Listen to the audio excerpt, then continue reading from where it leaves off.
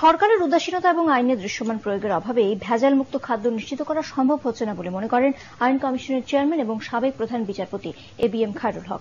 রাজধানীর বিচার প্রশাসন প্রশিক্ষণ ইনস্টিটিউট মিলনায়তনে আয়োজিত এক সেমিনারে তিনি এ মন্তব্য করেন। এছাড়া আইন প্রয়োগের পাশাপাশি বিষমুক্ত খাদ্য আন্দোলনে সবাইকে সোচ্চার হবার আহ্বান জানান তিনি। রিপোর্ট করছেন হুমায়ুন চিশতি। নাগরিক জীবনের এখনকার অন্যতম উদ্বেগের নাম খাদ্যে ভেজাল। এ থেকে যেন নিস্তার পাওয়ার কোনো উপায় নেই মানুষের। এখানে 10টা দোকান আছে, 10টা দোকান থেকে একটা দোকান থেকে আমাদের কিনতে হবে, কিন্তু 10টা দোকানই ভেজাল। অবৈধ জিনিসকে চালিয়ে দেওয়ার প্রবণতাটা এটা আমাদের প্রায় সংস্কৃতির পর্যায়ে। সরকার যদি গাফলতি করে তাহলে তারা পাবলিকে কি করবে?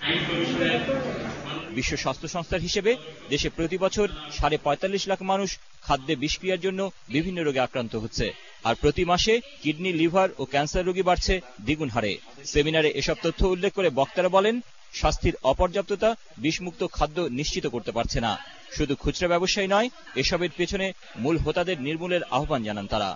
নিরাপদ খাদ্য আইন বলে সরকার একটা আইন তৈরি করেছে। আমি আইনটা দেখেছি, শাস্তির পরিমাণ অত্যন্ত কম এবং এইটা সঙ্গে সঙ্গে আসামি বেল পেয়ে যায়। যে খুদে বিক্রেতা 100টি আম কিনে নিয়ে এসছে, সে রাস্তার পাশে দাঁড়িয়ে এই 100টা আম বিক্রি করে হয়তো 50-60 টাকা লাভ করে সারা দিনে, তাকে কিন্তু মোবাইল কোড ধরছে, তাকে কিন্তু শাস্তি দেয়া হচ্ছে।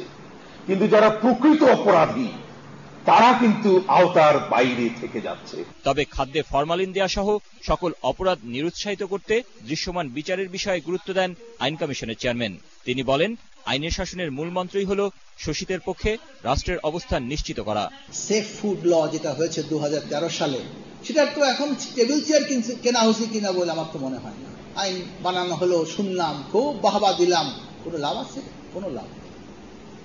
সেই জায়গাটাই আমাদের চিন্তা করতে হবে যে enforcement of laws, whatever it is, যেটাই হোক না কেন এনফোর্সমেন্ট লাগবে এবং দৃশ্যমান হতে হবে, যাতে মানুষ বোঝে যে আমরা অন্যায় করলে শাস্তি পেতে হবে। মানবাধিকার সংগঠনগুলোর সমালোচনা করে সাবেক এ প্রধান বিচারপতি বলেন, সবাই দণ্ডিতদের মানবাধিকারে সোচ্চার হন, কিন্তু ভুক্তভোগীদের পক্ষে অবস্থান নেন না।